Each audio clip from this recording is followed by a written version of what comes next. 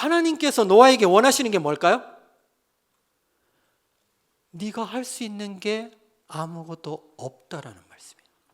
그냥 그 속에 잠잠히 기다리는 거예요. 하나님께서 하시는 구원의 사역들을 그냥 그 속에서 잠잠히 기다리는 것밖에는 아무것도 할 일이 없는 거죠. 그냥 떠 있는 배가 방주다.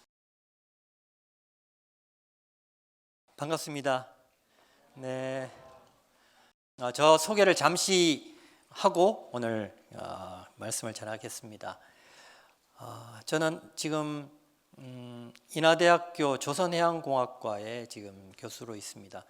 인하대학에 온 지는 지금 20년 정도 됐고요. 네. 그 전에는 여기 대전의 대덕연구단지에 있는 선박연구소에서 또 한 13년 동안 연구원으로 있었고, 지금은 한국창조과학회라는 곳의 회장으로 있습니다. 이제 올해부터 제가 회장을 맡아서 여태까지 한국창조과학회 40년 역사상 가장 잘생긴 회장 이라고 하면 뭐 자기 혼자 생각이니까 믿거나 말거나 뭐 동의하시죠? 네, 그럴 줄 알았습니다. 네.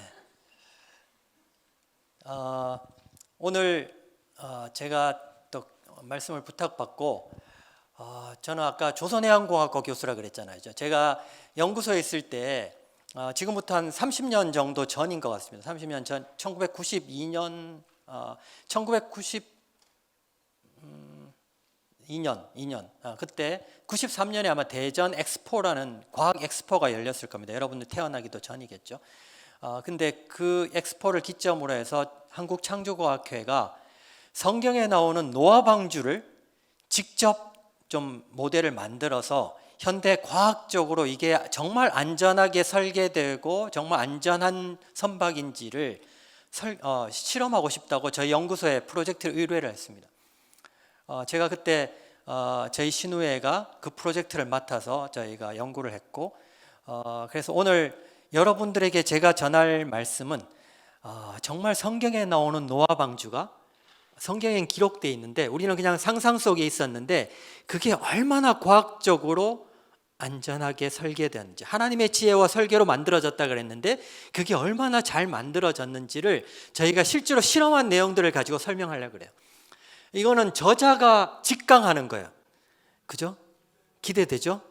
네. 그러면 이게 좀 비싸겠죠? 네. 기대하십시오.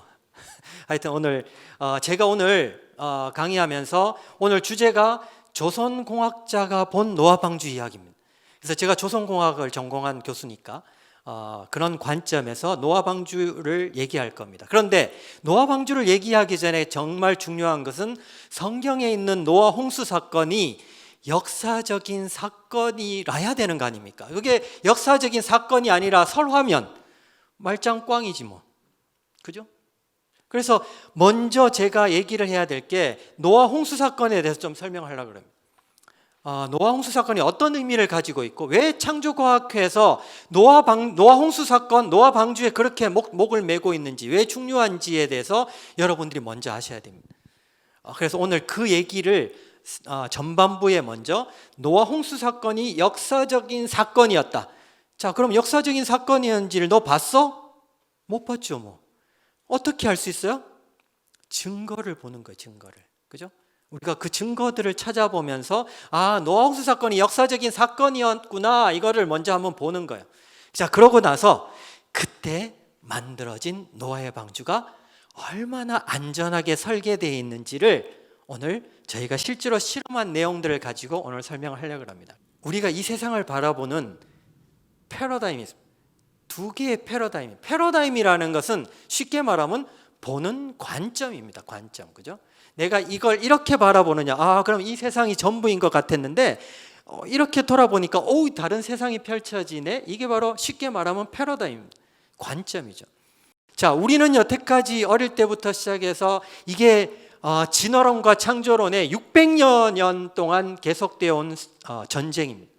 그 전쟁 속에서 지금은 이미 진화론이 모든 과학의 기본이 되는 이론으로 정착을 해버렸습니다. 그런데 여러분 분명히 아셔야 될 게 진화론, 창조론, theory라는 것은 법칙이 아니죠. 우리가 보통 과학은 실험 과학이 있습니다. 실험 과학은 실험을 계속 해보니까 이렇게 돼, 계속 똑같이 돼. 그러면 법칙이 되는 거죠. 그죠? 그래서 사고가 떨어지는 걸 봤다. 계속 떨어지네. 항상 위에서 아래로 떨어지네. 이 중력계에서는. 그러니까 중력의 법칙 이렇게 되는 거예요. 만류인력의 법칙 이렇게 되는 거죠. 근데 10번은 이렇게 떨어지는데 한 번은 위로 씩 올라가요. 그러면 법칙이 될 수가 없는 거죠. 그러니까 이런 실험 과학은 명백합니다. 그런데 이런 기원 과학, 생명이 어디서부터 왔지? 이런 기원 과학에 대해서는 증명할 방법이 없죠. 실험할 방법이 없습니다. 그죠? 아무도 본 사람이 없죠. 관찰도 안 되고 실험이 안 되니까 어떻게 해야 돼? 그냥 큰 소리로 떠드는 사람이 임자입니다. 여태까지 많은 전쟁과 이런 논쟁 속에서 왜 진화론이 득세했는지를 얘기하려고 그러면 시간이 너무 깁니다. 여러 과학 계몽주의부터 시작한 많은 역사 속에서 일어나는 일들이니까. 그런데 그런 것들을 다 넘어가고 어찌됐든 진화론이 득세하는 시대가 됐습니다. 그렇지만은 진화론, 창조론, 티어리라는 것은 증명되지 않은 사실입니다. 그건 명확합니다. 그죠? 증명할 수 없는 사실. 그래서 더 정확하게 얘기하면 창조되었을 것이다, 진화되었을 것이다가 더 맞습니다. 저는 창조과학을 하고 있기 때문에 저는 창조되었다고 믿습니다. 그래서 믿음이 중요한 겁니다. 저 어릴 때부터 목사님 질문 있어요. 전도사님 질문 있어요. 질문을 많이 했는데요. 질문을 하면 우리 목사님이나 전도사님이 저한테 한 대답이 있습니다. 유일한 대답 뭘까요? 야, 이 자식아 믿어. 그거밖에 없어. 이 자식아 믿으래. 왜 그냥 믿어야 되는지, 왜 그걸 믿어야 되는지 모르는 거예요. 그냥 믿는 거죠. 그런데 제가 나중에 알고 보니까 와, 믿음이 중요하네. 믿음이 중요하네. 믿음이 없으면 제가 오늘 와서 여러분들한테 강의하지만은 여러분 이미 창조과학에 관련된 많은 강의들을 이미 들어보셨을 거예요. 그런데 그게 믿어지나요? 믿어지면 감사하셔야 돼요. 믿음은 하나님의 선물이에요. 그죠? 그래서 믿음이 정말 중요한 거예요. 그런데 그 믿음을 못 갖는 많은 우리 젊은 친구들에게 이런 과학적인 백그라운드를 통해서 창조과학이라는 도구를 통해서 전달하는 거예요. 그죠? 그래서 여러분들이 잘 아시죠. 그래서 이 세상을 바라보는 진화론적인 패러다임과 창조론적인 패러다임이 분명히 있다는 얘기죠. 근데 우리는 여러분들에게 빨간 안경, 빨간색을 칠한 안경을, 진화론 안경을 여태까지 딱 씌워드린 거예요. 그러니까 이 세상을 보면 어떻게 볼까요? 다 빨갛게 보이는 거지. 이렇게 봐도 빨갛게 보이고 저렇게 봐도 빨갛게 보이고죠. 그런데 그 안경을 딱 벗기고 제가 초록색 안경, 창조론이라는 초록색 안경을 딱 끼워드렸어요. 어떻게 보일까? 초록색으로 보일까? 그러니까 내가 무슨 안경을 썼느냐에 따라서 세상은 전혀 다르게 보이는 거죠. 그래서 여러분들에게 이 창조과학이라는 것은 기존의 진화론의 안경을 벗기고 창조론의 안경을 씌워준다고 보시면 돼요. 그래서 그 안경을 쓰고 새로운 눈으로 바라보는 거예요. 여태까지 우리가 화석과 지층과 이런 모든 것들이 진화론의 증거라고 우리는 과학책에 배워왔어요. 그런데 그것을 조금만 다른 시각으로 보면 전혀 다르게 해석될 수 있는 거예요. 우리는 그게 화석이 진화론의 증거라고 얘기했는데 그게 창조의 증거가 되는 거죠. 우리는 지층이 진화론의 증거라고 저 오랫동안 쌓인 지층이 저렇게 됐구나를 알았는데 와, 그게 아니네? 순식간에 저렇게 되네? 창조의 증거가 되는 거예요. 그래서 오늘 그 얘기들을 좀 하려고 합니다. 그 중에 아주 홍수에 대한 얘기, 되게 중요한 얘기입니다. 자, 그래서 오늘 이 얘기들 먼저 좀 말씀을 드리는 거고요. 여러분들이 성경을 얼마만큼 많이 읽으시는지 잘 모르겠지만 특히 우리 그래도 드리미 스쿨의 학생들은 이 기독교적인 백그라운드가 있으시고 또 거기에서 많은 교육들도 받으시고 예배도 잘 드리시고 그러니까 많은 것들 알고 계실 텐데 오늘 저녁에 숙제 창세기 6장부터 9장까지를 정독을 해보십시오.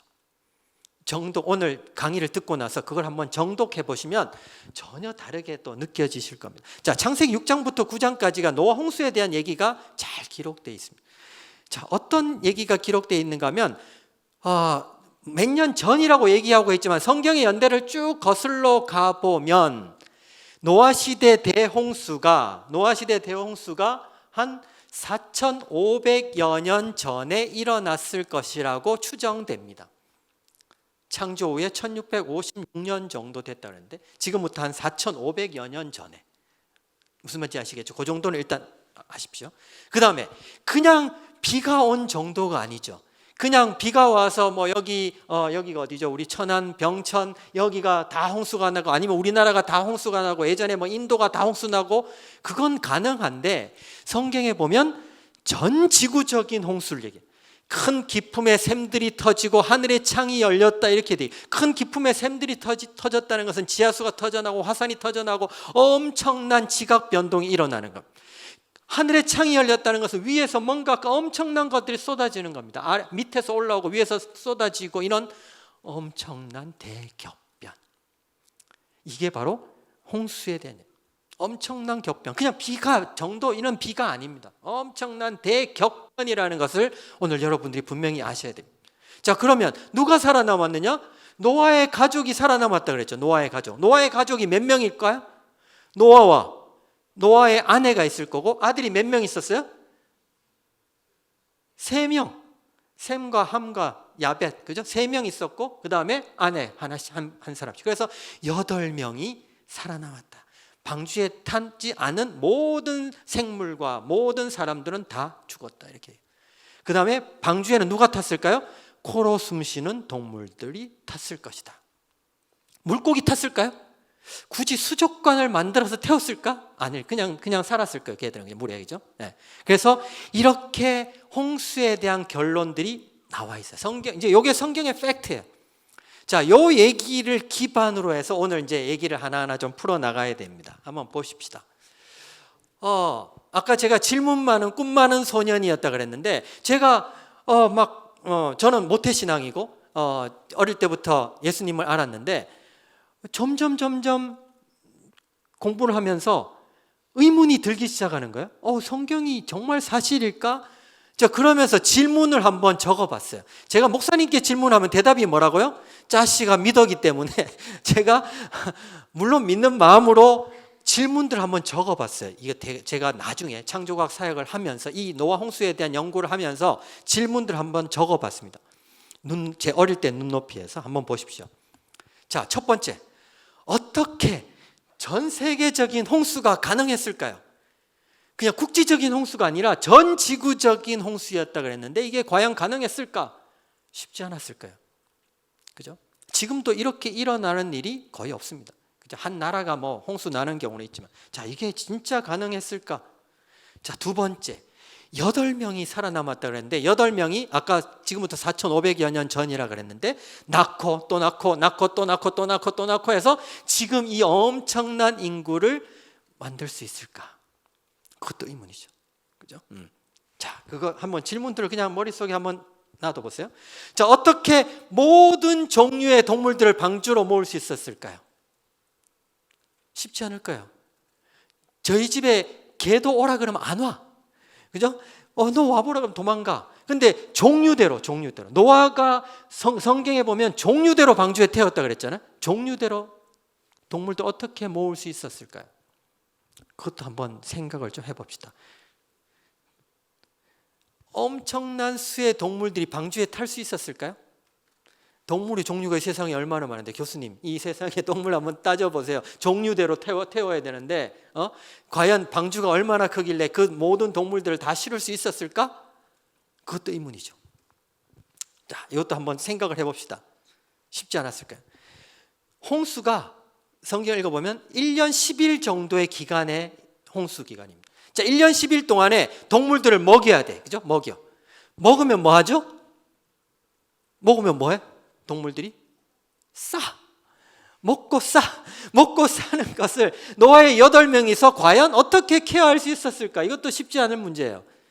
자, 그러면 홍수는 이렇게 됐는데, 그 속에 만들어진 방주가 엄청난 파도와 해일 속에서도 과연 안전했을까 하는 조선공학적인 관점에서 방주가 안전했을까?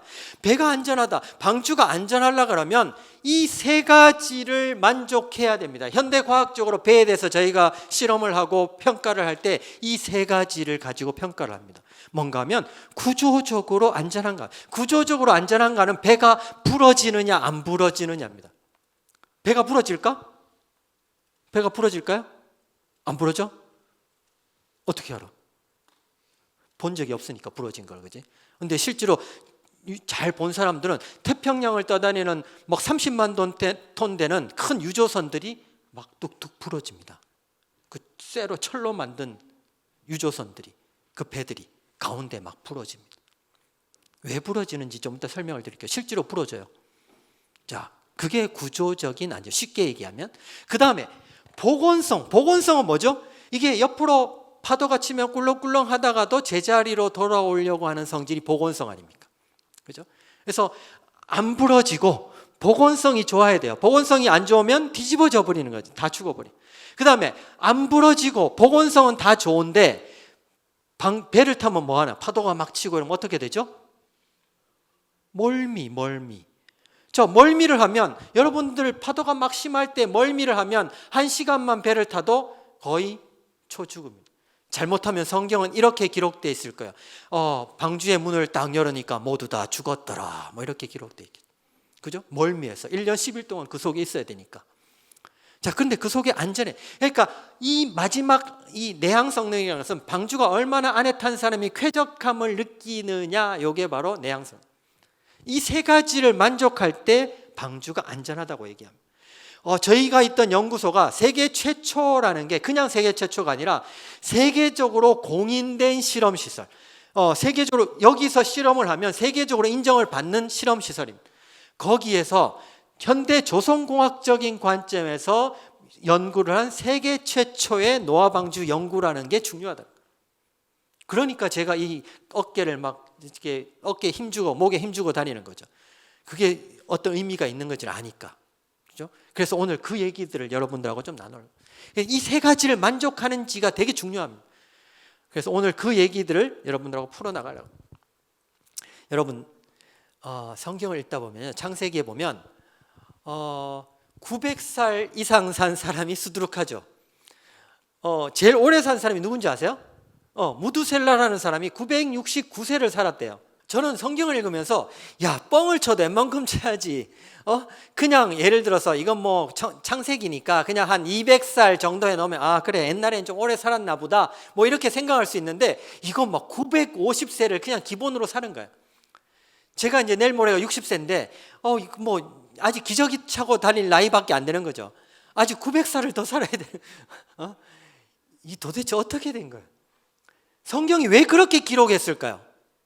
혹시 생각해 보셨나요? 성경이 왜 그렇게 기록했을까? 팩트니까. 사실이니까. 사실을 사실대로 기록했으니. 창세기는 여러분들 역사서예요, 역사서. 그죠?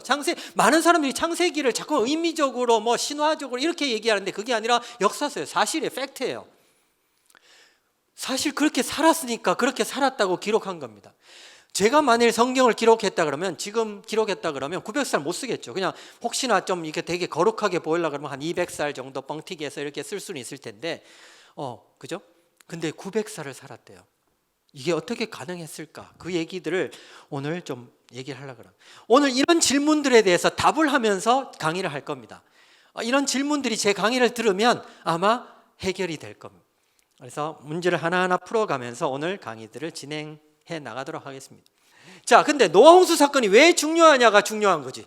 이게 제가 오늘 저 사람이 와서 왜 창조과학을 얘기하는데 노아홍수 사건을 저렇게 목 터지도록 얘기하느냐, 세 가지 관점에서 정말 중요합니다. 첫 번째는 성경적으로 매우 중요한 의미를 가지고, 당연한 얘기죠. 저 사람 무슨 당연한 얘기를 하고 있느냐. 성경적으로 매우 중요하죠. 왜, 무슨 말인가 하면 우리가 성경 말씀을 말씀으로 이해하는 게, 정확하게 받아들이는 게 중요하다는 겁니다. 제가 이 얘기를 왜 하는가 하면 지금 많은 사람들이 성경 말씀을 사실대로 인정하지 않습니다. 성경이 팩트라고 이해하지 않습니다. 여기에서 문제가 있습니다. 자, 특히 우리 창세기나 이런 곳에 있는 것들을 역사적으로 인지하는 게 아니라 그건 설화야, 아니면 그건 비유야, 뭐 이렇게 다 인지해버리는 거죠. 그러면서 왜곡합니다. 우리의 이성을 가지고 그 성경 말씀을 왜곡하는 거죠. 우리가 성경 말씀을 얘기하면 와, 저 사람 고리타분한 사람이네, 뭐 성경을 저렇게 곧대로 얘기를 해, 이렇게 얘기하죠. 그런데 좀 뭔가 그럴듯하게 이성적으로 얘기하면 와, 있어 보이고 이러지 않습니까? 그게 우리의 현실입니다. 성경 말씀을 말씀대로 얘기하면 이상한 사람으로 받아들입니다. 제가 오늘 분명히 말씀드리지만 성경은 성경 말씀대로 이해해야 됩니다. 이것들을 왜곡하는 순간에 하나님을 부정하게 됩니다. 여러분, 우리가 창조과학을 하는 중요한 사역 중에 하나가 말씀을 말씀대로 이해하자는 겁니다. 오늘 그 얘기들을, 그래서 첫 번째, 노아 홍수 사건을 역사적인 사건으로 받아들이고 이해하는 것은 정말 중요하다는 얘기를 하는 겁니다. 역사적인 사건이 아니면 제가 오늘 얘기할 필요가 없어지는 거죠. 그죠? 그게 첫 번째. 자, 오늘 이 두 번째가 제일 중요합니다. 과학적으로 어떤 의미를 가지고 있는지. 자, 진화론은 찰스 다윈이 종의 기원을 얘기하기 전에 이 사람이 심취해 있는 사상이 뭔가 하면 동일 과정설입니다. 동일 과정설에 심취해 있었습니다. 동일 과정설은 뭔가 하면 현재 이런 지구의 모습이나 우주의 모습을 보면서 과거로 쭉 유추해가 과거에 이러했을 것이야, 이렇게 보는 겁니다. 반대로 과거를 기점으로 해서 조금씩 변해와서 이런 지구의 모습을 갖추었네, 이런 우주의 모습을 갖추었네, 이게 바로 동일 과정설입니다. 그러니까 오랜 시간이 필요하겠죠. 변해야 되니까. 제가 이 프리젠터가 있는데, 자, 이거 10억 년이 지나면 자동차로 변할 거야. 믿습니까? 왜 안 믿어? 10억 년이라니까. 10억 년 변해야 돼, 이거. 그죠? 자, 그런데 안 변할 걸 알잖아요. 우린 그거 뭐 믿거나 말거나 하여튼 그렇게 알아요. 그죠? 이게 동일 과정, 오랜 시간이 있어봤자 안 된다는 걸 알아요. 불가능한 데는 알아요. 그런데 우리는 그걸 믿고 있어요. 그죠? 그렇게 배워왔고 그게 당연하게 받아들이고. 하여튼 진화론은 동일 과정설에 기초하고 오랜 시간이 필요한 거예요. 자, 그런데 창조론은 대격변설에 기초하고 있습니다. 대격변이라는 것은 이 지구상에 엄청난 큰 격변, 엄청난 변화가 있었고 그 격변에 의해서 짧은 시간에도 이런 지구의 모습, 모든 지층과 화석과 이런 지구의 모습을 형성할 수 있다, 이거예요. 오랜 시간이 필요할 수도 있고 안 필요할 수도 있어요. 그렇게 길지 않아도 돼요. 이게 대격변설이에요. 아주 큰 차이가 있죠. 그래서 여러분 오늘 분명히 하셔야 될 게 동일 과정설, 진화론은 동일 과정설에 기초하고. 왜? 변해야 되니까. 갈라파고스 군도에서 이런 많은 생물들을 보면서 우리는 와, 하나님께서 이렇게 아름답게 창조하셨구나, 이렇게 얘기할 텐데 찰스 다윈은 와, 이렇게 다양하게 진화해 왔네, 이렇게. 똑같은 사물을 보고 전혀 다르게. 우린 지층을 보면서 와, 이게 한 방에 쫙 홍수가 이렇게 만들어낼 수 있네, 이렇게 얘기하는데 와, 이거 오랜 시간 동안 이렇게 쌓였네, 이렇게 얘기해요. 완전 다르죠? 똑같은 걸 보면서 패러다임이 전혀 다른 거예요. 자, 그래서 동일 과정설, 진화론의 동일 과정설은 오랜 시간 동안, 지층도 오랜 시간 동안에 쌓였고, 그죠? 화석도 오랜 시간 동안에 그런 화석이 만들어졌고. 그런데 그게 아니라 엄청난 전 지구적인 격변에서 짧은 시간에 지층도 만들어질 수가 있고 화석도 만들어져. 어느 것이 더 가능하냐? 후자가 훨씬 더 설득력이 있다. 오늘 그 얘기는 제가 할 수 없는데 나중에 혹시 기회가 되면 지층과 화석에 대해서 한번 기회가 되면 얘기를 할 수 있도록 해요. 그걸 보면 우리가 여태까지 정말 잘못 배워왔다는 것을 물리적으로 눈으로 볼 수 있어요. 오늘 제가 끝에 가서 잠깐 그 얘기를 할 겁니다. 자, 그래서 오늘 분명히 하셔야 될 건 동일 과정설과 대격변설. 동일 과정설은 진화론, 대격변설은 창조론. 그거를 여러분 쫙 아시면 오늘 얘기가 잘 될 겁니다. 자, 오늘 그래서 제가 왜 노아 홍수 사건에서 그 목숨 거는지 아시겠죠? 노아 홍수 그 대격변의 중심에 있는 사건이 뭐다? 노아 시대 대홍수 사건이다. 그거를 말씀드리고 싶은 거죠. 네, 이해하시겠죠? 자, 예언적으로 중요합니다. 예언적으로 성경에 보면 인자에 나타나는 날에도 이러하리라 해서 심판에 대한 경고로 말씀하시죠. 홍수에 대한 심판을 말씀하시면서 앞으로 불로 심판을 할 거다, 이런 것들을 말씀하시고. 그래서 이 세 가지 관점에서 노아 홍수 사건은 매우 중요하고 역사적인 사건이었다, 이거를 분명히 말씀드리는 겁니다. 자, 이제 홍수 얘기로 조금만 더 구체적으로 들어가 봅시다. 자, 홍수는 창세기 6장부터 9장까지 쫙 기록돼. 자, 그런데 이게 만일 설화다, 저는 이렇게 생각해요. 이게 만일 설화다 그러면 이렇게 많은 장을, 성경이 그렇게 많이 두꺼운 것도 아닌데 이렇게 많은 장을 할애해서 노아 홍수 사건에 대해서 설명했을까? 그렇게 안 했을까? 그냥 노아가 살았는데 이렇게 홍수가 나서 노아의 가족이 방주를 만들어서 잘 먹고 잘 살았다, 한 장이면 충분해요. 길어야 한 장이죠. 아니면 한 10절만 해도 충분하죠. 그런데 이 6장, 7장, 8장, 9장까지 기록하고 있어요. 이 말은 무슨 말일까요? 역사적인 사건이었다. 자, 한번 봅시다. 여기 보시면 이 아주 재밌게 대칭으로 또 기록되어 있어요. 또 재밌는 것은 한번 보십시다. 첫 번째, 홍수 심판이 있을 것이다. 마지막은 물로 심판이 없을 것이다. 다음에 노아와 언약을 맺으시고 모든 생물들 언약을 맺으시고 방주로 들어가라고 그러고 나오라 그러고 7일간 홍수를 기다리고 물이 줄어 7일 기다리고 40일 비가 내리고 40일 지나 새를 날려고 물이 불어나고 물이 줄어들고 천하의 높은 산이 물에 덮이고 봉우리가 보이기 시작하고 150일 물에 떠다니고 150일간 물이 줄어들고. 자, 노아가 600세대 되네. 그달 몇 월 며칠에 어떻게 되고 7일 기다리고 그죠? 40일 비가 내리고 150일 물에 떠다니고 몇 월 며칠에 비둘기를 날려보내고 이런 구체적인 성경 말씀의 기록이 뭘까요? 이거는 역사적인 사건이었다는 것들을 성경은 계속 우리에게 얘기하고 있는 것 같아요. 자, 방주. 드디어 이제 방주가 나왔습니다. 방주. 방주가 뭘까요? 방주가 우리가 그냥 배 그러면 될 텐데 우리가 보통 배 그러면 보트나 쉽 이런 것들을 배라 그러죠. 방주는 영어 성경 보면 조금 달라요. 표현을. 그죠? 방주는 아크라고 얘기해요. ARK, the ark라고 얘기하죠. 아크는 뭔가 하면 사전으로 이렇게 찾아보면 네모 상자형의 배를 아크라고 얘기해요.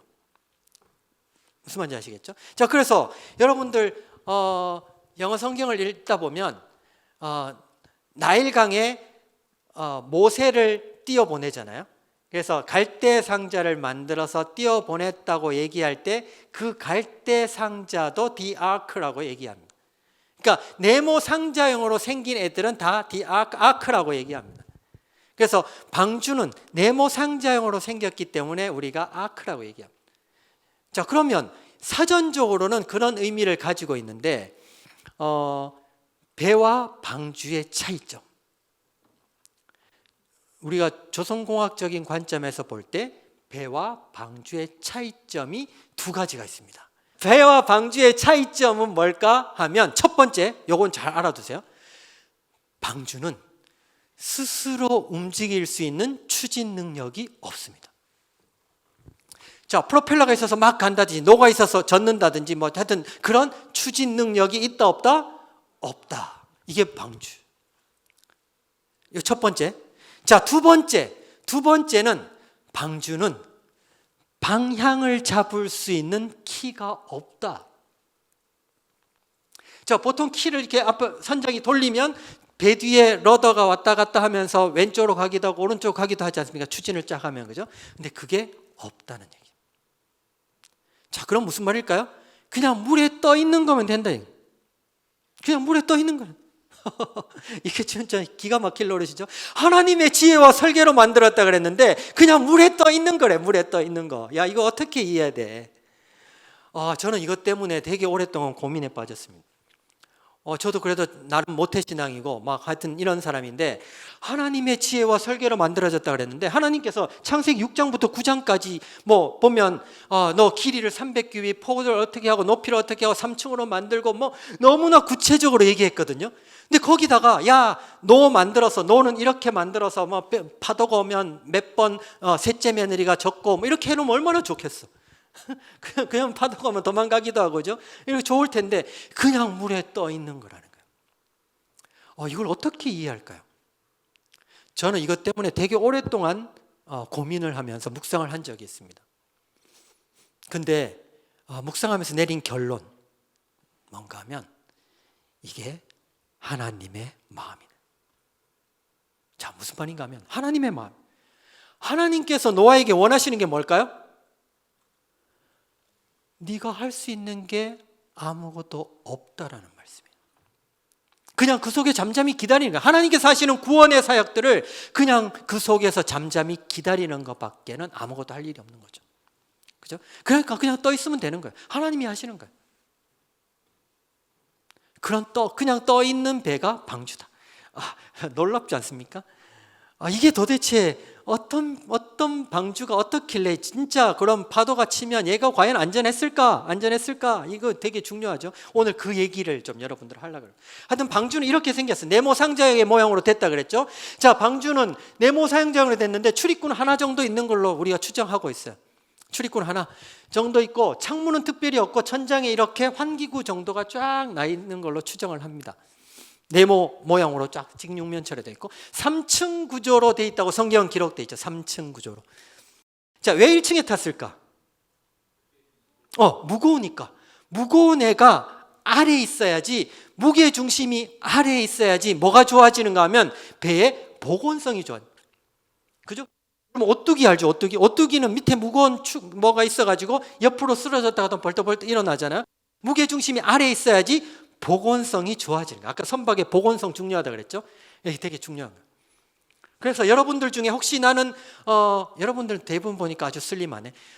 나는 좀 무게가 나간다 이런 사람들은 배를 타고 구경한다고 배 위로 쪼르륵 올라가면 위험하다 안 위험하다? 위험하다. 조용히 아래 내려가서 조용히 계셔주는 게 많은 승객들의 안전을 위해서 좋다. 혹시 주변에 좀 몸무게 나가시는 분이 위로 올라가시면 누구 내려오십시오 이렇게 얘기를 하셔야 돼요. 여러분들의 안전을 위해서.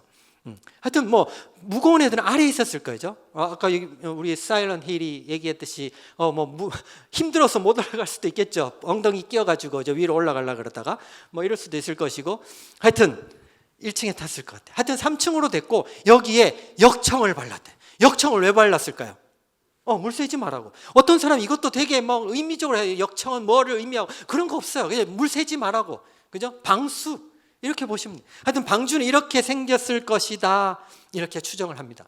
자, 창세기 6장에 방주의 크기가 얼마나 할까요? 길이가 300규빗이라 그랬어요. 폭은 50규빗, 높이는 30규빗이라 그랬는데 규빗이 뭔가 하면, 규빗이 뭔지 아세요? 규빗. 우리 역시 교장 선생님이 최고예요.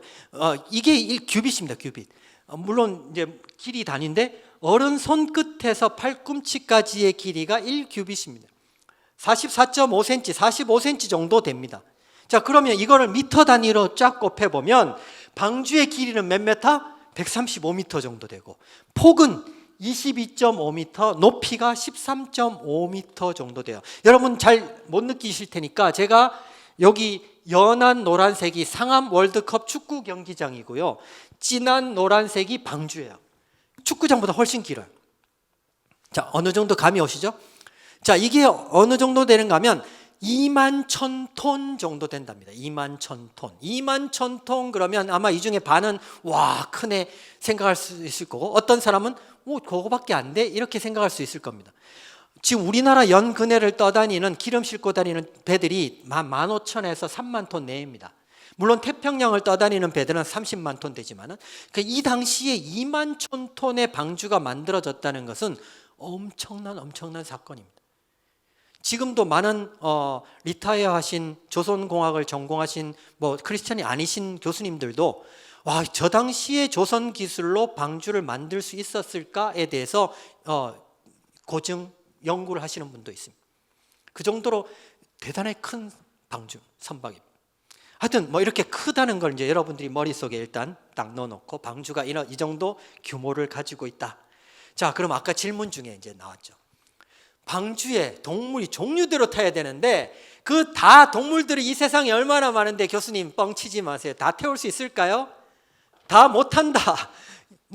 제가 오늘 그 생각을 좀 깨부시려고 이 자리에 선 거예요. 다 못 탄다. 근데 다 탄다는 얘기죠. 다 못하면 제가 왜 이 자리에 서서 거품 물고 얘기하겠습니까? 다 탄다는 얘기를 하니까. 자, 왜 다 탈 수 있는지를 오늘 설명을 드릴게요.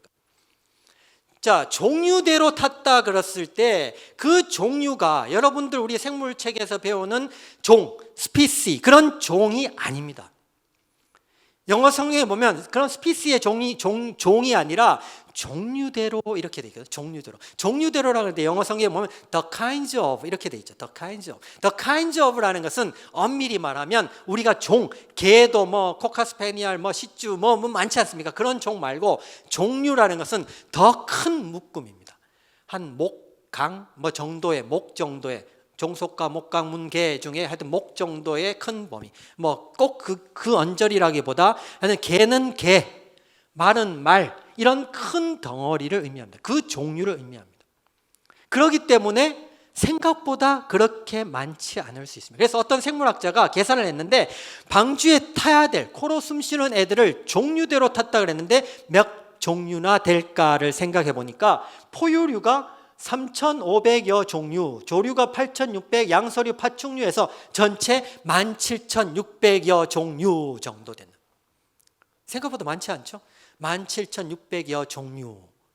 그러면 17,600여 종류 중에 동물을 암수 한 쌍씩 태웠고 정결한 짐승은 암수 7씩 태웠다 그랬는데, 그렇게 해서 딱 따져보면 한 4만 마리에서 5만 마리 정도 탔지 않았을까 추정해 볼 수 있습니다. 정확하게 모르지만은 그 정도 탈 수 있었을까.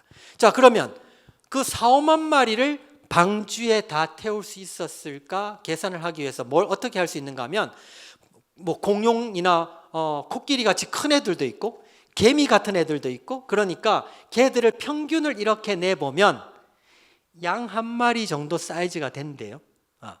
계산을 해보니까. 자, 그러면 양 몇 마리를 방주에 태울 수 있지? 그거를 역으로 계산해 보면 되지 않겠습니까? 그래서 계산을 해보니까 무게 기준으로 12만 5천 마리 정도를 태울 수 있습니다, 방주에. 근데 배는 무게가 중요한 게 아니라 뭐가 중요한가 하면 부피가 중요합니다. 부피가. 그래서 부피 기준으로 보면 방주가 한 7만 마리를 태울 수 있는 공간이 나옵니다. 아까 4만에서 5만 마리 정도 태울 수 있다고 그랬으니까, 태우면 된다고 그랬으니까 충분히 그 동물 싣고 먹는 것도 싣고 여유로운 공간이 됐을 것이다, 이렇게 생각해 볼 수 있습니다. 만일 예를 들어서 딱 맞게 만들었다, 크지 않게 딱 맞게 만들었으면 암수 한 쌍씩 다 태웠는데 코끼리가 하품하다가 뒷발질하다가 개구리를 밟았어. 어떻게 될까요? 이 세상의 멸종, 뭐 이렇게 되죠. 그런 것들이 안 되게 하기 위해서 좀 여유로운 스페이스를 만들고 동물들이 충분히 다 타고 케어할 수 있었을 것이다. 그렇게 오늘 여러분들이 여기서 반드시 아셔야 될 것은 종과 종류의 차이, 그걸 아시면 됩니다. 그래서 성경은 종류대로 태웠다, 그렇게 이해를 하셔야 될 것 같습니다. 자, 1년 10일 동안 그 동물을 어떻게 노아의 8명이 가져서 케어했을까요? 이게 성경에 보면 창세기 8장에도 하나님이 노아와 함께한 방주에 함께한 모든 동물들과 들짐승들을 권념하셨다. 하나님께서 특별히 돌보셨는데, 아까 방주의 모양 보셨죠? 창문이 있었나요? 없었다 그랬죠. 위에 환기구 정도가 있었어요. 바깥에 막 비가 와요. 어둡고 습해요. 어떻게 될까요? 어둡고 습해. 바깥에 비가 오고 깜깜해. 어떻게 될까? 졸려. 잠이 와요. 그죠? 그러니까 동물들이 잠을 잤을 거예요. 많은 시간 동안에. 잠을 자니까 안 먹으니까 안 싸. 이거 정말 논리가 대단하지 않습니까? 그래서 노아의 가족에서 충분히 동물들이 그 시간 동안에 많은 시간 잠을 잤을 것이고, 잠을 자니까 안 먹여도 되고, 그죠? 충분히 케어할 수 있었을 것이다. 그런 과학자들이 그렇게 보통 우리가 바라보고 있습니다. 그래서 동물들은 충분히 그 속에서 살 수 있었을 것이다. 자, 재밌는 것은 홍수 얘기가 전 지구적으로 한 200여 개 전해 내려온다고 그럽니다. 근데 그 200여 개의 홍수 중에 공통점이 있어요. 시내에서 만들어졌고, 배가 만들어졌고, 소수의 인원만 살아남았다. 이게 공통적인 얘기입니다. 자, 근데 재밌는 것은 거기에 주인공 이름이 하와이에서 누우라는 사람, 중국 묘족의 누아라는 사람, 노아 비슷하죠. 다 같은 사람. 그러니까 이 하나의 사건이 구전 되면서 전 세계적으로 전해 내려갔을 것이다, 이렇게 추정해 볼 수 있습니다. 제가 이전에 KBS에서 SBS에서 터키에 있는 아라랏산 쪽에 가서 방주의 흔적 같다고 해서 막 찍어와서 저한테 인터뷰 요청이 왔습니다. 그래서 저한테 찾아와서 얘기를 했는데, 보니까 방주의 모양이 아니에요. 그냥 돌로 된 흔적인데 한 130몇 정도 되는, 이제 지금 터키는 거기를 노아 방주라고 해서 관광지로 만들어 놓고 지금 대대적으로 홍보도 하고 관광도 하고 있습니다. 자, 그런데 그건 아닌데 재밌는 것은 그 동네 사는 아이들에게 인터뷰를 했는데, 아이들이 아라랏산을 가르치면 아라랏산도 여러분들 영어 성경에 보면 마운트 아라랏에서 마운트에 S가 붙어 있습니다. 산맥입니다. 산맥. 그러니까 대아라랏이 있고 소아라랏이 있거든요. 근데 그거는 아까 소아라랏 나지막한 데 있는 것이고 지금 우리가 예측하기로는 저 높은 어딘가에 묻혀 있을 거라고 추정하는데 그 동네 아이들이 다 하는 말이 저 어딘가에 방주가 있다고 인터뷰를 하는 걸 봤습니다.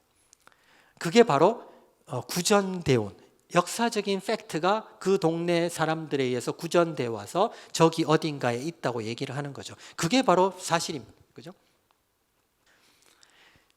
이런 홍수에 대한 얘기가 BC 627년에 발견된 아수르 왕실 서고에서도 대홍수에 대한 기록들이 여기에 있습니다. 자, 홍수 얘기 조금 더 들어가 봅시다. 이 사람 살았을까요? 죽었을까요? 죽었겠죠. 방주에 못 탔으니까죠. 자, 죽었을 것 같은데 창세기 7장에 보면 그날에 뭐라고 되어 있어요? 한번 같이 읽어볼까요? 시작. 그날에 기품의 샘들이 터지며 하늘의 창문이 열려 40주야를 비가 땅에 쏟아졌더라. 이렇게 돼요. 자, 큰 기품의 샘들이 터지고 하늘의 창이 열렸다. 큰 기품의 샘들이 터졌다는 것은 지하수가 터져 나오고 화산이 터져 나오고 엄청난 지각 변동이 일어나는 겁니다. 하늘의 창이 열렸다. 이거 도대체 무슨 말일까요? 뭔가 위에서 쏟아지는 겁니다. 위에서. 자, 이거에 대한 이론들은 여러 가지가 있지만 그건 조금 이따 설명드리겠습니다. 하여튼 밑에서 터져 나오고 위에서 쏟아지는 엄청난 대격변이 있었다. 그래서 지금 현대 지질학의 발견 중에 대단한 발견이 뭔가 하면 대서양을 남극에서 북극까지 가로지르면서 몇천 킬로에 해당하는 땅에서 터져 나온 엄청난 해령, 바다 산맥이 있습니다. 땅에서 터져 나온 자국이 대서양을 완전히 남북으로 가로지는 엄청난 대격변의 흔적들이 있습니다. 그런 엄청난 격변이 있었다는 얘기죠.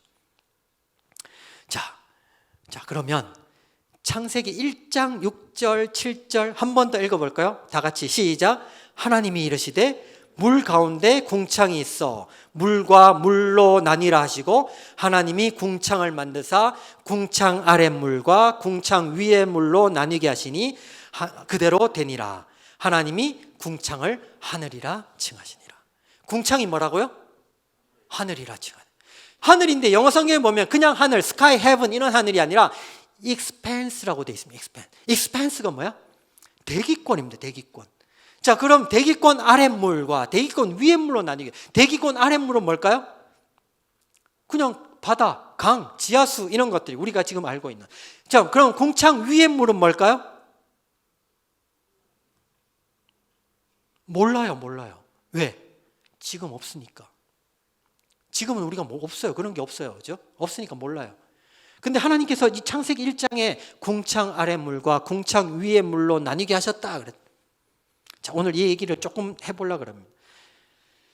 자, 그러면 궁창 위의 물이 있었다 그러면 어떤 역할을 했지 않겠습니까? 자, 그러면 왼쪽에 있는 그림이 궁창 위의 물, 초록색과 같은 궁창 위의 물이 존재했을 때입니다. 궁창 위의 물이 존재하고 있으니까 우주로부터 많은 방사선들이 들어오는데 그 우주 방사선들 중에 고주파 방사선, 자외선과 X선과 같은 애들이 물층을 만나면서 우주로 다시 반사해서 돌아갑니다. 여기 왔다가 돌아가고 저주파, 태양열과 같은 애들은 뚫고 와서 지구를 따뜻하게 만들어 버리는 거죠. 그걸 우리는 뭐라고 부른다? 온실 효과, 그린하우스 이펙트라고 하는. 그래서 지구가 아주 따뜻해. 하나님께서 창세기에 보면 보시기에 좋았더라 얘기하시면서 아주 아이디어란, 아주 이상적인 지구를 만드신 거예요. 자, 그러면서 창세기 2장에 보면 안개만이 올라와서 온 지면을 적셨더라 이렇게 돼 있죠. 그 안개가 우리가 알고 있는 포그 이런 안개가 아니라 영어 성경에 보면 스트림이라고 돼 있어요. 스트림이라는 것은 아주 땅을 적시고 있는 촉촉한 물줄기, 수증기 이런 것들을 스트림이라고 얘기해요. 아주 아이디어란 지구. 그러니까 하나님 보시기에 좋았더라.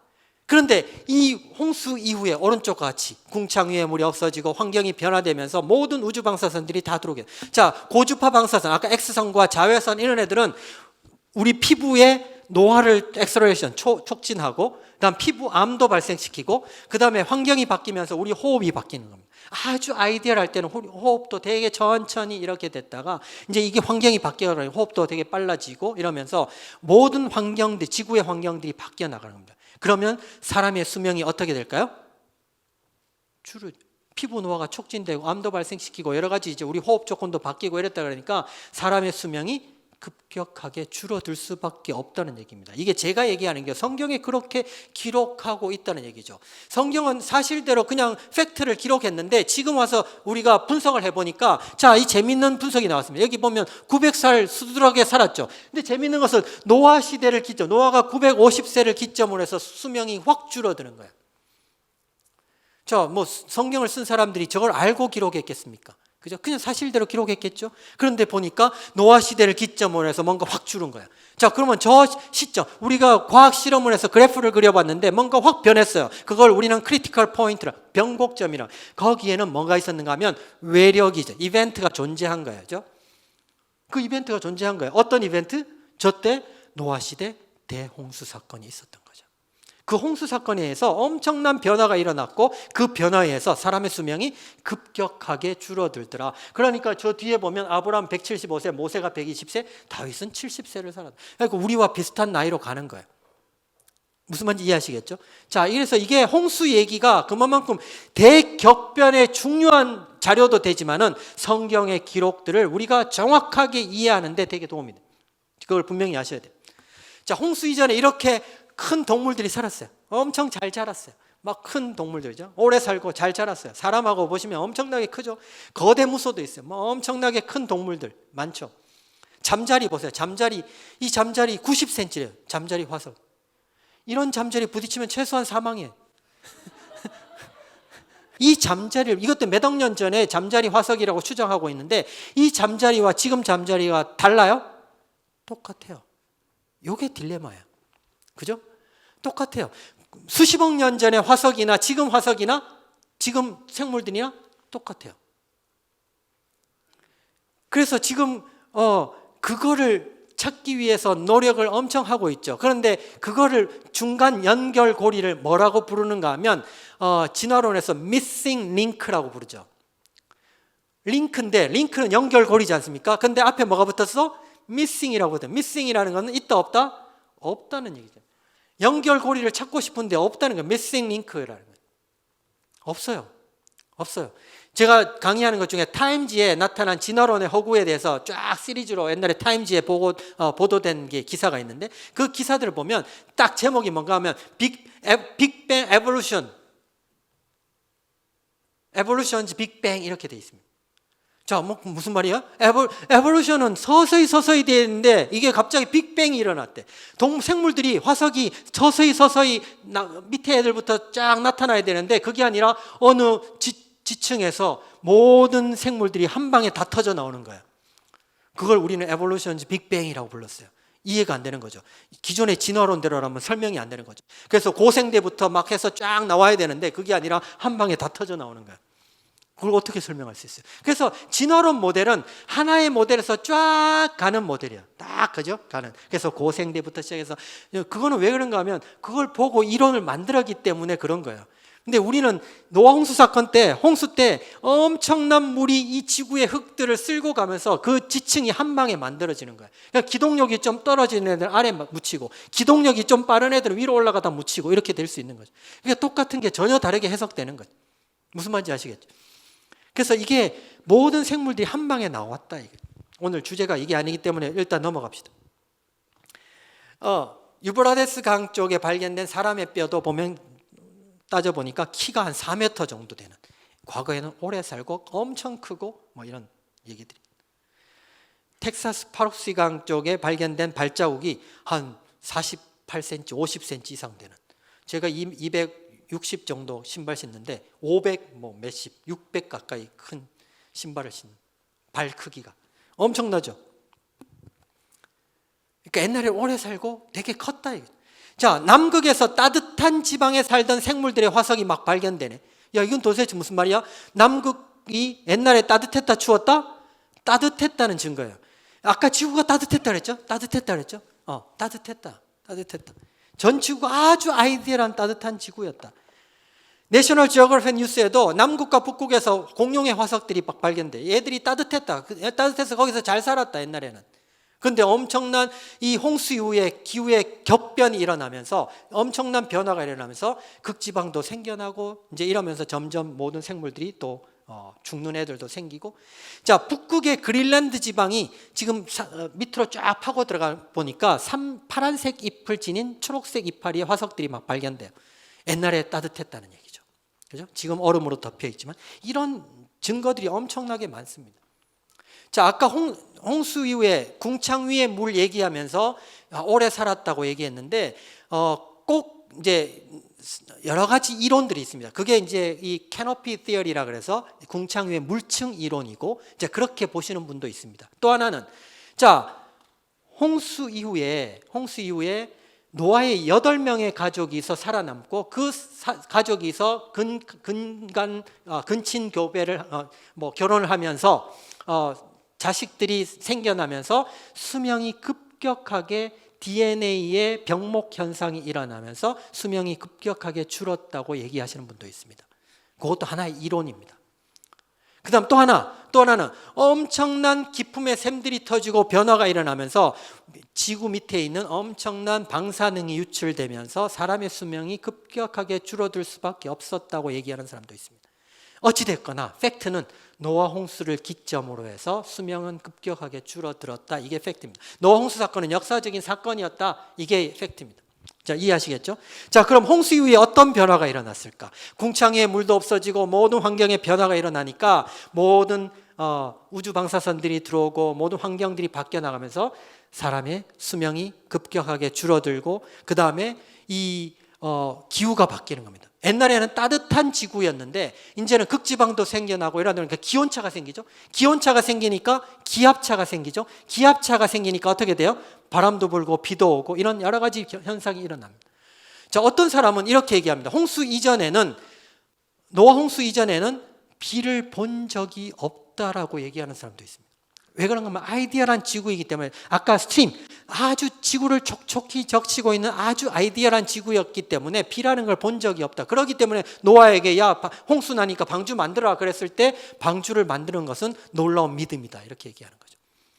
근데 홍수 이후에 이런 급격한 변화가 일어나니까 기온차가 생기고 기압차가 생기고 바람도 불고 오죠. 이런 엄청난 비가 이제 생기기 시작하고 그렇게 생기는 거예요. 자, 그래서 이게 홍수 이후에 급격한 변화와 추위와 더위와 여름과 겨울이 쉬지 아니하리라. 홍수 이후의 변화입니다. 홍수 이후에. 성경은 그렇게 기록하고 있죠. 그냥 기록한 게 아니라 다 이런 사실에 근거해서, 그 당시에 이런 이론들을 잘 몰랐겠죠. 나타난 현상들에 대해서 기록할 거니까죠. 자, 그러면 물은 어디서부터 왔다가 그 많은 물들이 또 어디로 갔을까 한번 생각해 볼까요? 아까 성경에 보면 천하의 높은 산을 덮고도 15규빗이나 더 올라가랬대. 자, 15규빗은 어느 정도 알겠죠? 이게 45cm가 1규빗이니까 15규빗이니까 엄청난 물이 해서 높은 산을 덮었다 그랬죠? 자, 그런데 그 물이 정말 도대체 어디서부터 왔을까 하는 거죠. 어떤 과학자가 이 지구상에 있는 모든 수증기나 이런 것들을 모아서 비로 내리면 수면이 얼만큼 올라갈까 계산을 해보니까 기껏해야 5cm 정도 올린다 그럽니다. 자, 그런데 전 지구적인 홍수가 일어나서 높은 산을 덮고도 15규빗이나 더 올라가려고 그러면 그 물이 그냥 수증기에 의해서 비에 의해서 내리면 안 되겠죠? 기품의 샘들이 터지고 엄청난 물이 터져 나오고 하늘의 창이 열리면서 물이 쏟아져야 됩니다. 전 지구적인 대격변. 그거밖에 설명할 수가 없다. 엄청난 물이 지상으로 유입됐다. 그렇게 여러분들이 보셔야 됩니다. 자, 이게 아까 창세기 7장에 나오는 말씀이고요. 자, 그럼 그 물은 어디로 갔을까요? 지금 지구의 70%가 바다입니다. 바다의 평균 깊이가 4,000m 이상 되는.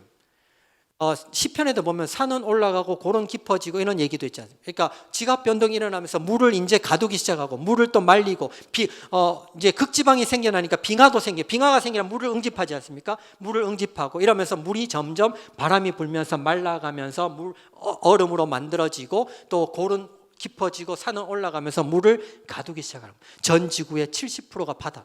그래서 엄청난 물이 이제 이 지구에 다 가둘 수 있게 된다. 그렇게 여러분 이해하시면 될 것 같습니다. 그 얘기를 좀 말씀을 드렸고요. 자, 요 말씀이 창세기 8장과 시편의 말씀에 이렇게 잘 기록하고 있습니다. 한번 보시면 될 것 같고요. 동물들이 과연 아까 모을 수 있었을까 이런 질문이 있었는데 옛날에는 땅이 하나였다는 거 아시죠? 여러분 지금 이거는 논란의 여지가 없습니다. 지금 판 구조로는 뭐 진화론을 하는 사람이나 우리나 똑같이 얘기를 하는 거니까 하나의 땅덩어리였는데 이 판이 점점 이동하고 있다는 얘기죠. 그런데 진화론에서는 그 판이 아주 느린 속도로 천천히 이동하고 있다는 거고 우리 창조과학에서는 격변적 판 구조론을 얘기합니다. 격변적 판 구조. 엄청난 격변에 의해서 이 판이 지구판이 엄청난 빨리 이동 가능했을 것이다 이렇게 얘기를 하는 겁니다. 그 당시에.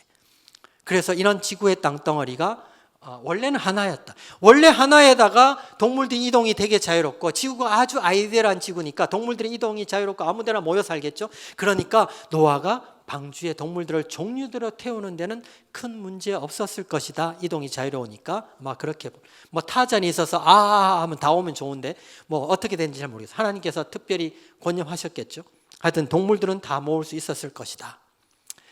자, 제가 지금까지 노아 홍수 사건에 대해서 설명했습니다. 홍수 사건이 역사적인 사건이었고 대격변의 중요한 사건이었고 큰 기품의 샘 들고 하늘의 창이 열리면서 엄청난 격변이 일어났다. 수명 얘기도 했고 그죠? 그런 얘기들을 했습니다. 자, 그러면 그때 만들어진 노아의 방주가 안전했을까? 이게 더 의문이에요. 제가 연구소에 있던 연구소는 대덕 연구단지에 있는 선박연구소인데 정확한 지금 이름이 여러 번 바뀌어서 지금은 선박해양 플랜트 연구소입니다. 그렇게 돼 있는데 정부에서 이제 이렇게 정부 출연 연구소로 돼 있고요. 세계적으로 인정된 실험 시설을 가지고 있습니다. 우리나라가 조선 세계 1위라는 거 아시죠? 조선 기술로 세계 1위입니다. 자, 그런데 제가 그 조선과 교수라는 얘기죠. 여러분들 한 나라에서 세계 1위의 산업을 갖는다는 건 쉬운 일이 아닙니다. 우리나라가 조선 산업이 아마 세계 1위, 물론 뭐 반도체도 있다 그랬지만 캐시로 우리나라로 벌어들이는 돈으로 보면 아마 조선이 최고일 겁니다. 현금으로 엄청난. 자, 그 배를 만들기 위해서 대부분 실험을 하는데 모델을 만들어서 설계를 하기 전에 실험을 하는데 옛날에는 저희 연구소가 밖에 실험 시설이 없었습니다. 아니면 해외에 몇 군데가 있고 지금은 여러 군데 많이 생겼지만 그 정도로 세계적으로 공인된 실험 시설이고 여기서 실험을 해서 안전하다고 평가되면 세계적으로 인정을 받고 건조하게 됩니다. 그래서 그만큼 중요한 실험 시설이라는 거죠. 저희가 연구소에 처음 프로젝트를 의뢰받았을 때 걱정이 이만저만이 아니었습니다. 한국창조과학회가 제가 지금 회장이지만은 그 당시에 지금부터 30년 전인데 저희 창조과학회에서 3,200만 원 정도의 프로젝트를 의뢰받았습니다. 3,200만 원 그러니까 되게 많이 받아 먹었네 그렇겠죠. 그죠? 근데 우리 연구소의 프로젝트의 기본 단위가 좀 적으면 몇 억, 좀 크면 10억 뭐 이렇습니다. 그 당시 3,200만 원을 받아가지고는 아무것도 할 수가 없어요. 자, 그래서 우리 박사급 신우회에 있는 크리스찬 연구원들이 모여서 야, 남아봐. 우리 인건비를 차지할 수 없으니까 저녁에 남아서 일을 하는 거야. 밤에 우리끼리 남아서 연구를 하는 거죠. 그 다음에 모델을 만들어야 되는데 한 척 만드는데 3천만 원 정도가 들어요. 저희가 모델을 몇 척 만들었는가 하면 3척을 만들었어요. 3, 3은 9 액면가로 손해잖아요. 어떻게 해야 돼? 그러니까 우리 실험하는 실험시설에 계신 기능직에 계시는 크리스찬 분들이 야, 그러면 재료비만 내. 우리가 만들게 밤에. 그래서 그분들이 밤에 남아서 모델을 만들었어요. 모델을 만들어서 실험을 하고 처음에 되게 걱정을 많이 했죠. 여기 결과 잘못 나오면 어떡할까? 대충 고쳐야 되나? 슬쩍 고쳐서 그냥 잘 나왔다고 얘기해 줘야 되나? 이런 마음이 하루에 12번도 더 일어나. 나중에 보시면 알겠지만 정말 놀라운 결과가 나오게 돼요. 오늘 그 얘기들을 좀 하겠습니다. 저희 연구소 했던 얘기고요. 자, 배가 안전하려고 그러면 세 가지를 만족해야 된다고 했죠. 처음에 구조적인 안전. 구조적인 안전이라는 뭔가 하면 배가 부러지지 않아야 된다 그랬죠. 자, 그러면 내가 굵은 철사를 가지고 우리 이 친구한테 아무 도구도 주지 않고 굵은 철사를 줬어. 어떻게 부러뜨릴까? 피곤해서 부러지는 거야. 피곤해서. 그래서 우리 그 피로 파괴라고 퍼티그라 그래야죠. 피곤해서. 자, 왜 부러지는가 한번 보세요. 자, 제 팔을 방주라고 한번 생각해. 방주. 제 팔이 방주예요. 파도가 이렇게 양쪽 끝에 이렇게 높이 오고 가운데가 이렇게 낮게 와요. 자, 이렇게 무슨 말인지 아시겠죠? 양쪽 끝에가 높고 가운데가 이렇게 낮게 왔어요. 자, 그러면 파도가 높은 곳이라는 말은 많이 잠긴 곳은 부력이 셀까요? 중력이 셀까요? 부력, 중력은 뭔지 알죠? 부력은 뜨는 거고 중력은 내려가는 거죠. 부력이 셀까요? 중력이 셀까요? 답을 다 얘기했는데 중력이래. 부력이 셀까요? 중력이 셀까요? 답을 다 얘기하고 있잖아 지금. 부력이 세요.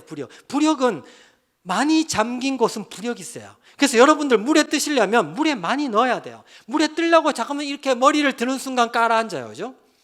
그죠? 그래서 머리를 쳐 박아야 돼요, 물에.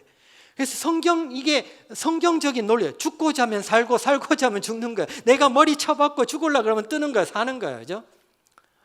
그러니까 물에 많이 잠긴 곳은 부력이 있어요. 부력이. 다음에 가운데 이렇게 낮은 곳, 거기는 중력이 있어요. 그러니까 어떻게 될까요? 방주가 이렇게 돼요. 무슨 말인지 아시겠죠? 자, 파도가 반대로 왔어요. 이제 저기 더 가서 파도가 가운데가 이렇게 높게 오고 양쪽이 낮아요. 가운데 뭐가 높다고요? 부력이 세. 양쪽에 중력이 있어요. 어떻게 될까요? 이렇게 돼. 자, 이거를 배는 운항을 하면서 인원 운동을 계속 반복해요. 어떻게 될까요? 아까 어떻게 된다 그랬어? 부러진다 그랬잖아. 어디에? 가운데 아래 막 부러지는 거예요. 실제로 태평양을 떠다니는 철로 만든 배들이 부러지는 거예요. 어디에? 가운데 아래 부러지는 거예요. 그걸 구조적인 안전에, 쉽게 말하면, 물론 다른 것도 많이 있지만 대표적인. 그래서 구조적인 안전이 정말 이게 중요한 거예요. 자, 두 번째, 보건성. 보건성은 아까 무게중심이 중요하다 그랬잖아. 무게중심이 중요한데 어떤 면에서는 진짜 중요한 것은 배의 모양이에요. 모양. 배 모양 중에 보건성이 제일 좋은 애는 정육면체입니다. 정육면체.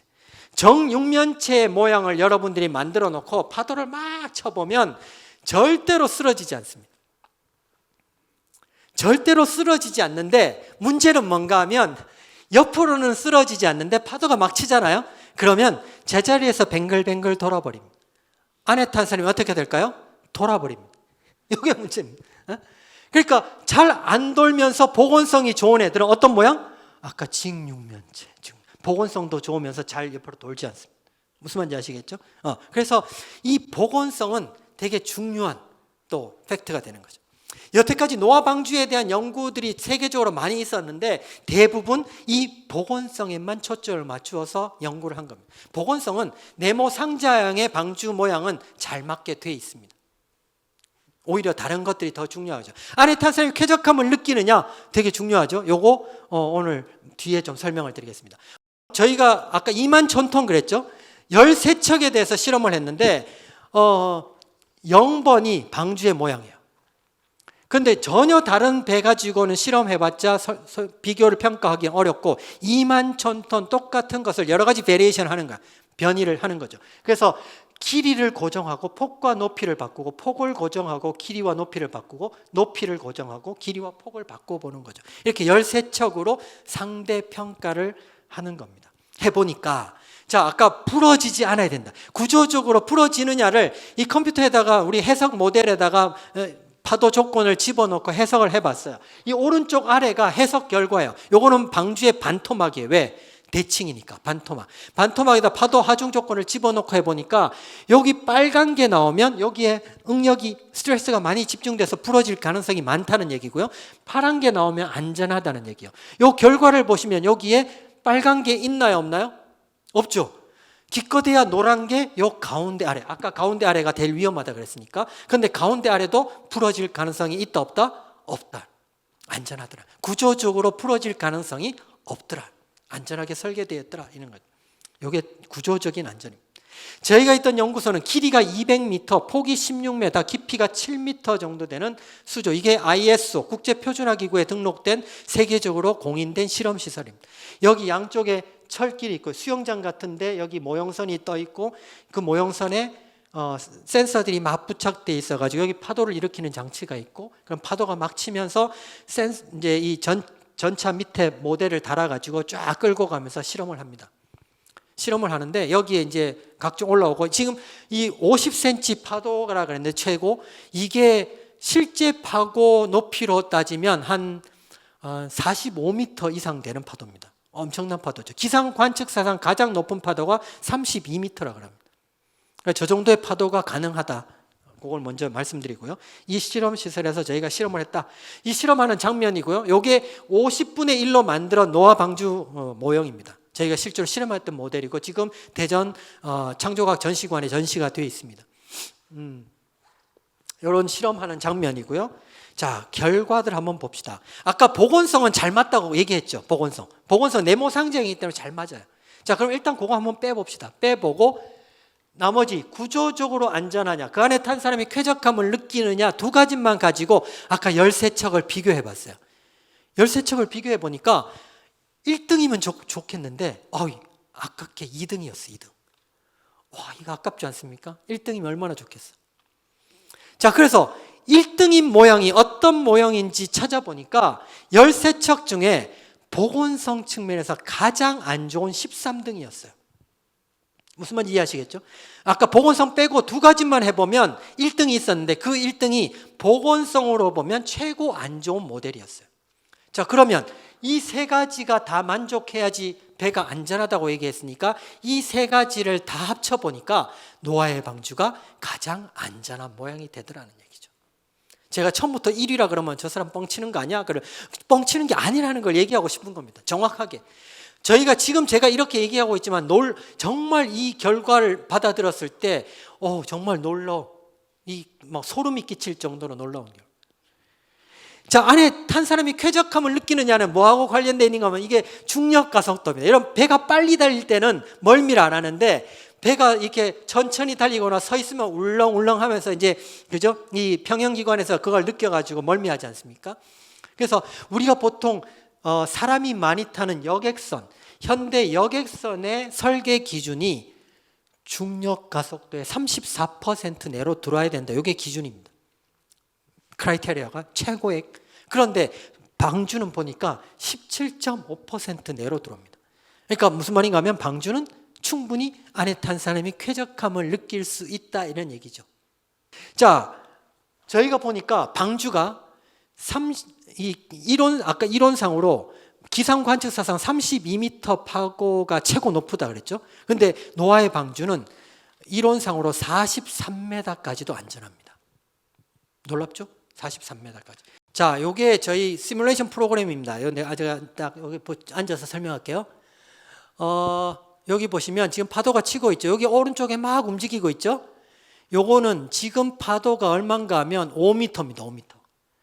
파도가 5m 칠 때 이 방주에 어떻게 거동할지를 실시간으로 여러 파라미터들을 계산하는 겁니다. 이게 그냥 왔다 갔다 하는 것 같지만 실시간으로 계산돼서 움직이는 거고요. 자, 5m인데 여러분들 오늘부터 일기예보를 잘 들어보시면 파도 4, 5m만 파랑주의보 내려서 배 운항 못한다고 이렇게 얘기하거든요. 자, 이거 엄청난 파도입니다. 사실 되게 천천히 왔다 갔다 하는 것 같지만 제가 파도를 한번 올려볼게요. 얼마나 올려볼까요? 여러분 원하는 대로 한번 올려볼게. 얼마로 올릴까? 여기 쫀쫀하구만. 어디 가면 바로 40, 아이들은 40입니다. 바로 좀 올려볼게요. 아까 여기 20 소심하게 얘기했는데, 자 지금 28m, 29m 정도 파도입니다. 저 파도가 치더라도 지금 여기에 스케일이 적어서 되게 빨리 왔다 갔다 하는 것 같고 그렇지만 절대로 물이 넘어오지 않고 그다음에 전복되지도 않고 그다음에 이게 빨리 왔다 갔다 하는 거지만 실제로 그 속에 들어가면 중력 가속도를 느끼는 게 17.5% 내로 들어옵니다. 그러니까 충분히 방주에 탄 애들이 이거 보면 어떻게 살아남아 그러겠지만은 충분히 살아남을 수 있다는 게 우리 과학적인 얘기입니다. 하여튼 요 정도로 보여드리고 이렇게 시뮬레이션을 해보면 정말 노아의 방주가 과학적으로 잘 만들어져 있더라고요. 더 놀라운 것은 이거는 정말 저한테만 들을 수 있는 얘기인데 저희가 실험 결과를 분석하다 보니까 보통 배가 전복될 가능성이 많은 거는 파도를 옆에서 맞을 때입니다. 옆에서 맞으면 전복될 가능성이 되게 높습니다. 근데 제일 안전한 것은 파도를 정면에서 받을 때가 가장 안전합니다.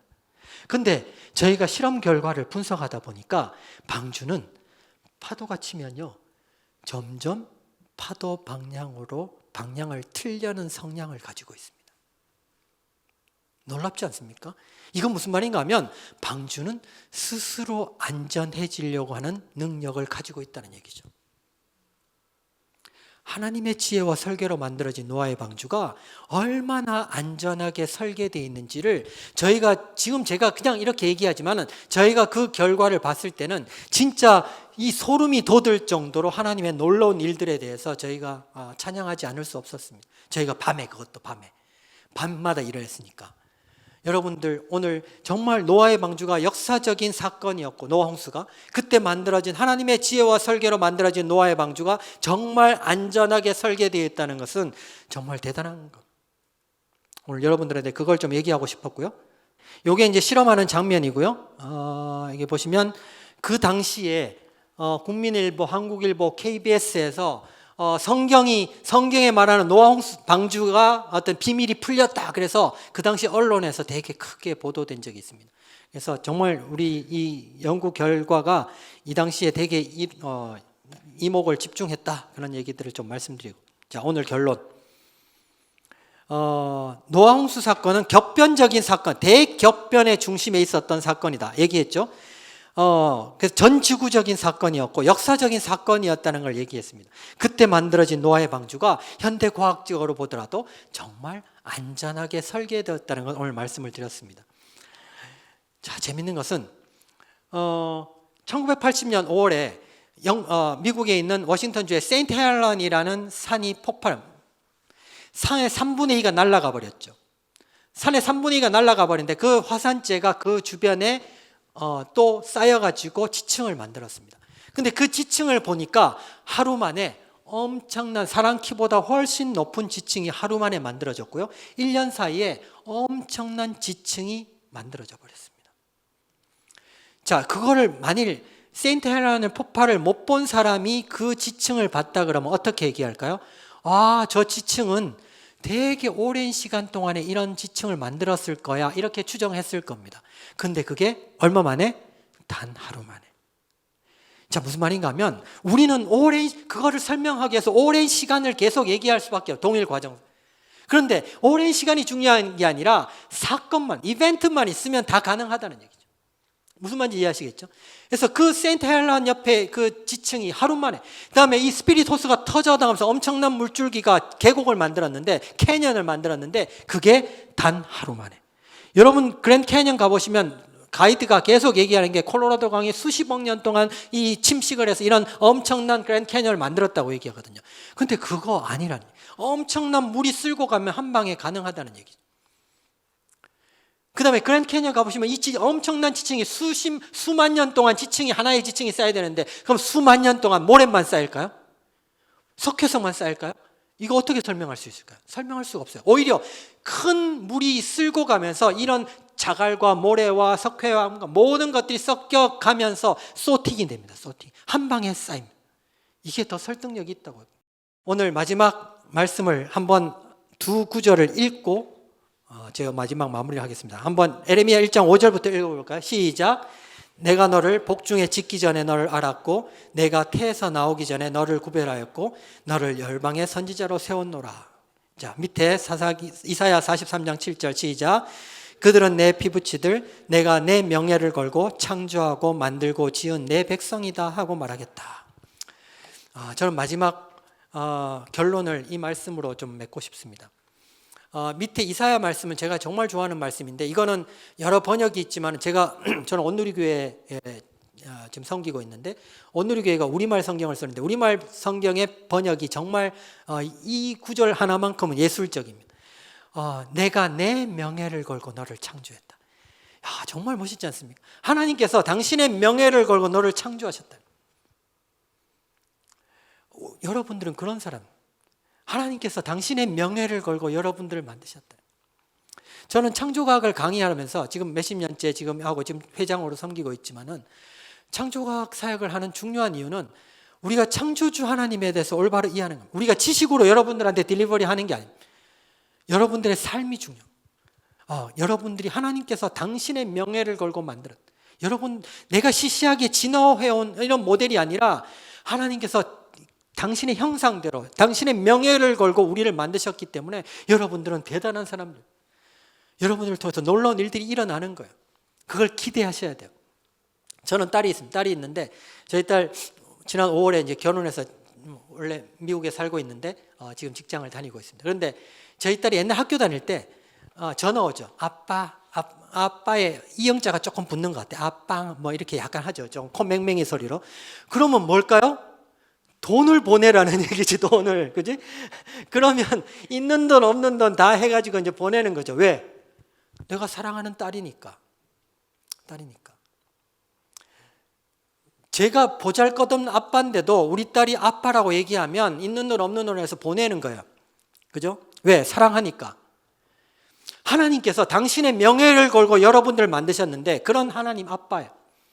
그런 아빠인데 그 창조주 하나님이라는 것은, 창조주라는 것은 이 세상의 모든 리소스를 가지고 계신 분이라는 얘기죠. 그냥 뭐 허접하신 분이 아니라 이 세상의 모든 것을 가지고, 모든 것을 당신이 만드시고 리소스를 가지고 계신 그 분이 우리 아빠라는 게 중요한 거죠. 여러분들이 아빠라고 얘기하는 순간에 게임 끝나는 거예요. 저희 딸이 저한테 아빠하고 전화하는 순간에 게임 끝나듯이 여러분들이 하나님 앞에 아빠라고 얘기하는 순간에 게임 끝나는 거예요. 왜? 여러분들은 하나님께서 당신의 형상대로 만드시고 내 명예를 걸고 만드시고 너무너무 사랑하는 딸이고 아들이니까. 그게 여러분들이에요. 그죠? 그런 비전이 있는 거예요. 우리는 그러기 때문에 막 여기 살아나갈 의미가 있는 거예요. 저 학교 갈 때마다 막 흥분되고 기대돼요. 하나님께서 나에게 또 오늘 어떤 친구들을 만나게 하시고 또 어떻게 나를 인도하실까, 그런 기대감이 있는 거죠. 물론 매일 그런 건 아니지만 그런 기대감이 있어요. 왜? 창조주 하나님이 내 마음속에 있기 때문에.